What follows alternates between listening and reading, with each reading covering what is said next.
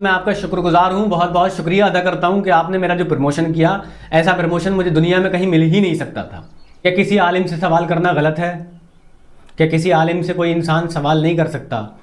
अगर सवाल करना गलत नहीं है आलिम से, तो क्या मैंने सिकंदर वारसी साहब से सवाल करके कोई गुनाह कर दिया है? या मैंने सिकंदर वारसी साहब की अजीम शख्सियत को ठेस पहुँचाई है, या उनकी बारगाह में कोई गुनाह पेश कर दिया है? मैं सिकंदर वारसी साहब से बस सवाल का जवाब चाहता था कि वीडियो बनाना कैसा है। उस सवाल का जवाब अभी भी मुझे सिकंदर वारसी साहब से नहीं मिला है। रही बात सवाल और जवाब की, उसे एक तरफ कर देते हैं हम। मैंने वीडियो में क्या कोई मसला बताया था, इस बात का भी सिकंदर वारसी साहब जवाब देंगे। क्या मैंने अपनी वीडियो में कोई मसला बताया था, कोई शरीयत की बात करी थी?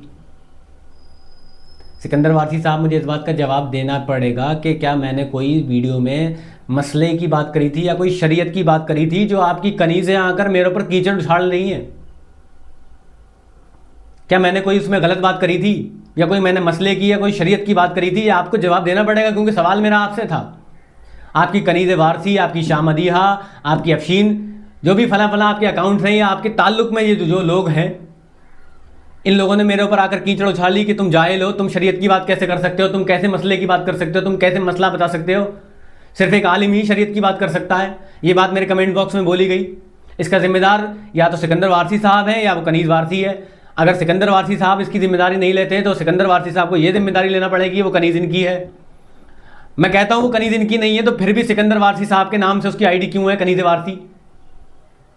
चलिए मैं मानता हूँ कनीज़ वारसी सिकंदर वारसी का कोई ताल्लुक नहीं है, उसके बाद भी वो सिकंदर वारसी के इर्द गिर्द ही क्यों फड़फड़ाती रहती है?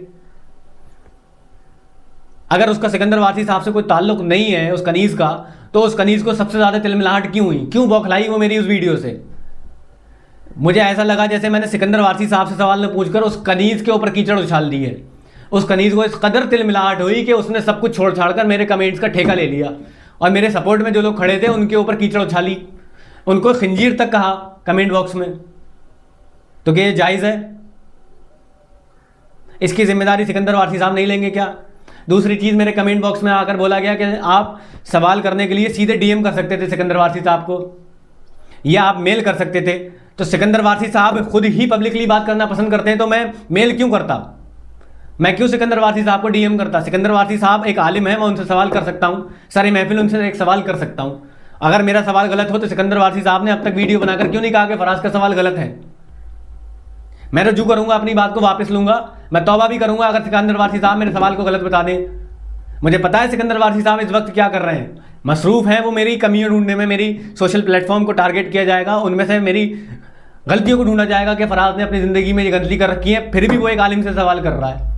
वही आलिम जिससे आज तक किसी की हिम्मत नहीं हुई, किसी इन्फ्लुएंसर की हिम्मत नहीं हुई कि वो उससे आलिम साहब से सवाल कर लेता, सिकंदर वारसी साहब से सवाल कर लेता। मैं सिकंदर वारसी साहब का एहतराम करता हूँ और उन्होंने जो आज तक किया उसके साथ खड़ा हूँ। मैं कहता हूँ सिकंदर वारसी साहब का काम ठीक है, उन्होंने गलत नहीं किया, लेकिन मुद्दे और भी हैं कौम के।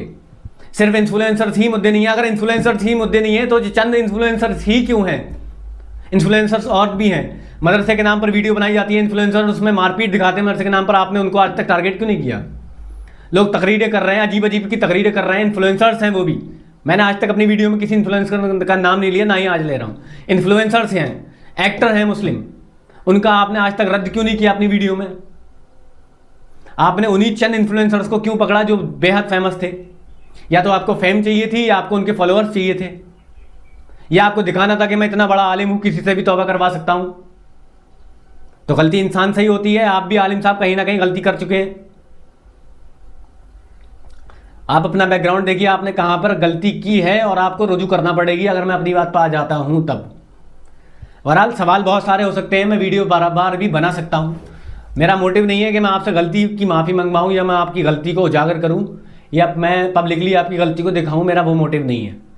मेरा मोटिव था मेरा सवाल, और वो मैंने सवाल आपसे पूछा, उसका जवाब ना आपने दिया और ना अभी तक आपकी कोई वीडियो आई, ना आपका कोई मेरे पास मैसेज आया।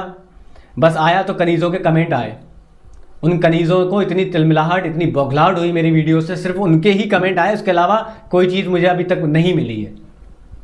मैं अभी भी इंतज़ार में हूँ सिकंदर वारसी साहब मेरे ख़िलाफ़ कौन सी वीडियो नई पे लेकर आते हैं जिसमें मेरी कमियों को, मेरी खामियों को बताया जाएगा कि फ़राज अपनी ज़िंदगी में ये काम करता है और एक आलिम से सवाल करने की हिम्मत रखता है।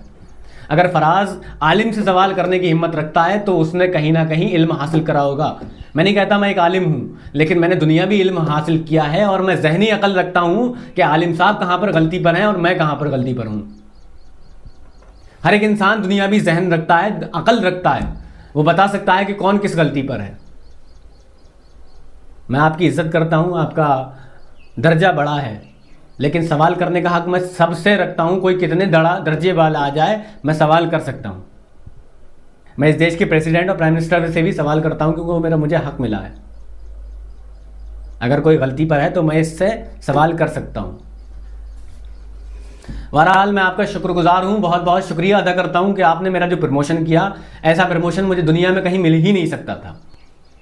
उस प्रमोशन के लिए मैं आपका शुक्रगुजार हूँ और बड़ा खुशी हुई मुझे उस प्रमोशन को देखकर।